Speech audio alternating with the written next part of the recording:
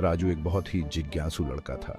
उसे नई नई चीजें खोजने का बहुत शौक था और वह हमेशा कुछ न कुछ नया ढूंढने की कोशिश करता रहता था। उसे अपने दादाजी के अटारी में घूमना और नई नई चीजें देखना बहुत पसंद था। अटारी में बहुत सारी पुरानी और दिलचस्प चीजें थीं जो राजू को बहुत आकर्षित करती थीं। एक दिन बारिश हो रही थी और राजू अटारी में खेल रहा था। बाहर की बारिश की आवाज और अटारी की पुरानी चीजों की खुशबू ने माहौल को और भी रहस्यमय बना दिया था। तभी उसे एक संदूक में एक बहुत पुरानी और धूल से सनी हुई किताब मिली। किताब बहुत ही पुरानी लग रही थी, जैसे उसमें कोई बड़ा रहस्य छुपा हो। अरे ये क्या है? राजू ने खुद से पूछा। राजू ने किताब से धूल साफ की। किताब के कवर पर कुछ अजीब से निशान बने हुए थे जो उसे और भी रहस्यमय बना रहे थे, और उसे खोला। अंदर एक नक्शा था। नक्शा बहुत ही पुराना और जटिल था, जैसे किसी खजाने का रास्ता दिखा रहा हो। ये कोई मामूली नक्शा नहीं था, ये तो खजाने का नक्शा था।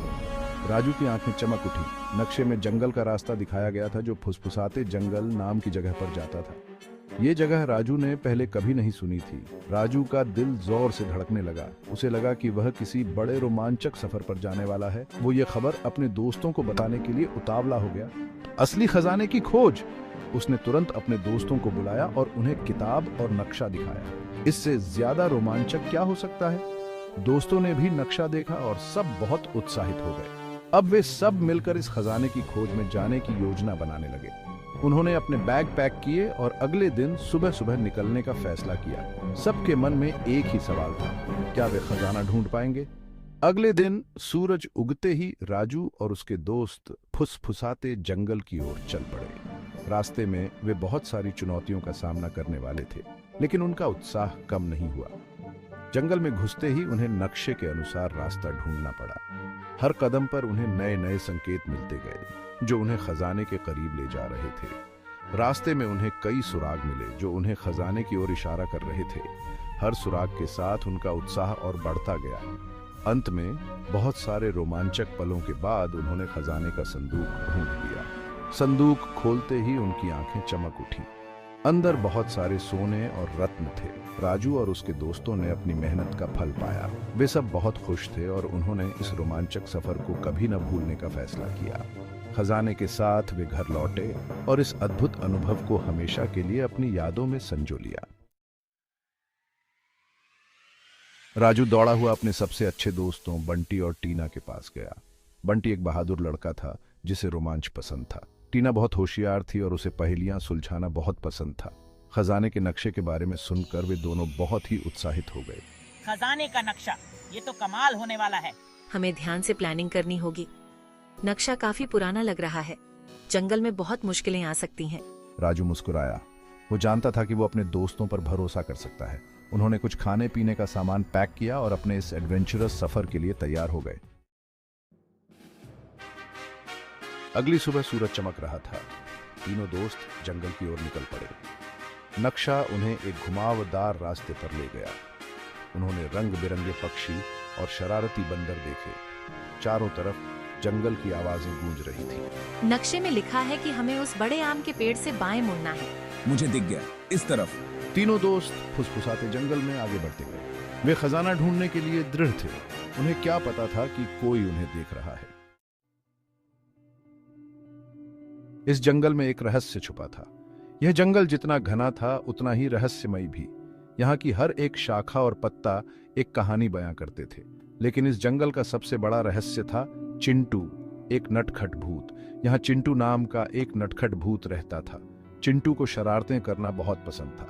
वह हमेशा नई नई तरकीबें सोचता रहता था जिससे वह लोगों को डरा सके और खुद हंस सके। उसे लोगों को डराने में बहुत मजा आता था। वह कभी पेड़ों के पीछे छुप जाता तो कभी अचानक से सामने आकर लोगों को चौंका देता। उसकी हरकतें इतनी मजेदार होती थीं कि लोग डरते डरते भी हंस पड़ते थे। चिंटू ने बच्चों को देखा और खिलखिलाकर हंस पड़ा। उसे बच्चों के साथ खेलना बहुत पसंद था। वह उन्हें डराने के नए नए तरीके ढूंढता रहता था।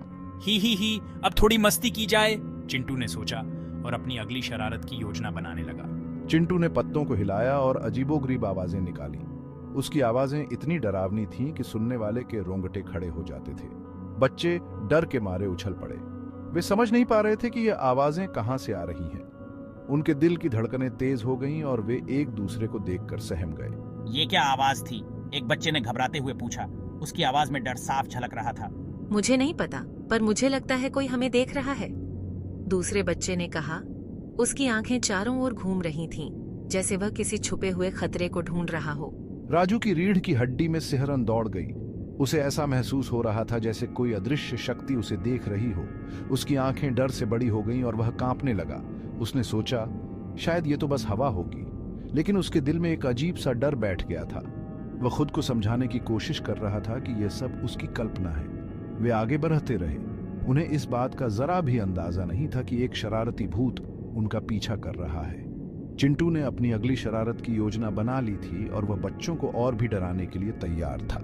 बच्चों की मासूमियत और चिंटू की शरारतें इस जंगल को और भी रहस्यमयी बना रही थीं। चिंटू बच्चों को डराता रहा। वह एक शरारती भूत था जिसे बच्चों को डराने में मजा आता था। उसकी हरकतें कभी कभी इतनी मजेदार होती थीं कि बच्चे डरने के बजाय हंसने लगते थे। वो पेड़ों की डालियों को हिलाता और उल्लुओं को हू हू करवाता। रात के अंधेरे में उसकी हरकतें और भी डरावनी लगती थीं, लेकिन चिंटू को इससे कोई फर्क नहीं पड़ता था। लेकिन बच्चे खजाने को पाने में इतने मग्न थे कि उन्हें डर ही नहीं लग रहा था। वे नक्शे को ध्यान से देख रहे थे और हर दिशा में खजाने की तलाश कर रहे थे। देखो, नक्शे में लिखा है कि हमें इस तरफ जाना है। हमें जल्दी करनी चाहिए, नहीं तो अंधेरा हो जाएगा। एक बार चिंटू ने अपने अदृश्य पैर से राजू को गिराने की कोशिश की। वह सोच रहा था कि शायद इस बार बच्चे डर जाएंगे। राजू गिरते गिरते बचा और हंसने लगा।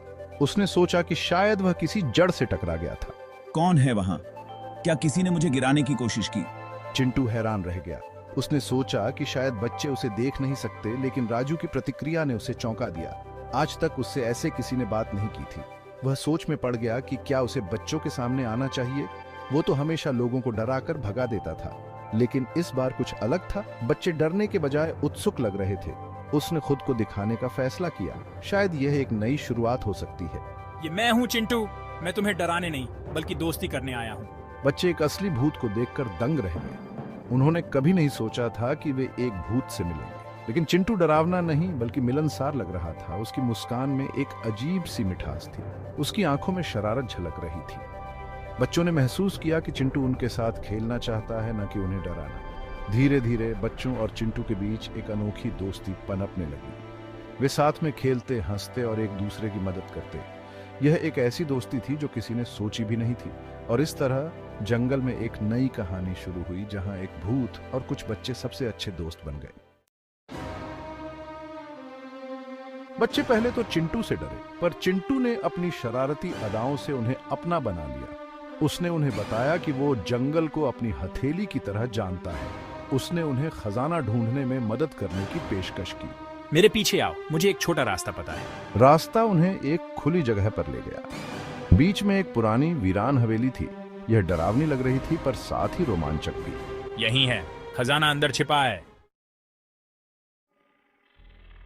बच्चे सावधानी से उस पुरानी हवेली में दाखिल हुए। अंदर अंधेरा था और धूल जमी हुई थी। छत से मकड़ियों के जाले लटके हुए थे। बच्चे अपनी ही सांसों की आवाज सुन सकते थे। मुझे ऐसा लग रहा है जैसे कोई हमें देख रहा है। आखिरकार उन्हें एक कमरा मिला, जिसमें एक खजाने का संदूक रखा था। वह धूल और मकड़ियों के जालों से ढका हुआ था। बच्चे एक दूसरे को उत्साह से देखने लगे। आखिरकार मिल ही गया। S4 media, group of children finding treasure, kids celebrating discovery, children showing excitement and relief. घबराओ मत, ये तो बस मकड़ियां हैं। बंटी ने अपनी पूरी ताकत लगाकर उस भारी संदूक को खोला। अंदर उन्हें न सोना मिला, न ही हीरे जवाहरात। संदूक तो पुरानी तस्वीरों, चिट्ठियों और एक डायरी से भरा हुआ था। क्या ये कोई खजाना नहीं है? अरे, ये तो खजाने से भी बारकर है। ये हैं यादें, और यादें सोने से भी ज्यादा कीमती होती हैं। बच्चे बाकी दिन चिंटू के साथ बिताते हैं, उसकी कहानियां सुनते हैं और खेल खेलते हैं। उन्हें पता चलता है कि चिंटू भी कभी एक लड़का था जिसे अपनी तरह ही जंगल घूमना बहुत पसंद था। वो रास्ता भटक गया था और भूत बन गया था, लेकिन उसे नए दोस्त पाकर बहुत कहुशी हुई थी। जैसे ही सूरज डूबने लगा, बच्चों के घर जाने का समय हो गया। उन्होंने चिंटू को अलविदा कहा और वादा किया कि वो जल्द ही उससे मिलने आएंगे। राजू, बंटी और टीना गांव लौट आए। उनके दिल खुशियों से भरे हुए थे। उन्हें सोना तो नहीं मिला था, लेकिन उन्हें उससे भी कीमती कुछ मिल गया था। उन्होंने यादों की अहमियत, दोस्ती की ताकत और उन अनोखी जगहों पर मौजूद जादू के बारे में जाना जहां हमें इसकी उम्मीद भी नहीं होती। उन्हें पता था कि उनकी ये गर्मियों की छुट्टियां, हंसी, दोस्ती और एक शरारती भूत से भरी हुई एक ऐसी याद बन गई थी जिसे वो हमेशा संजो कर रखेंगे।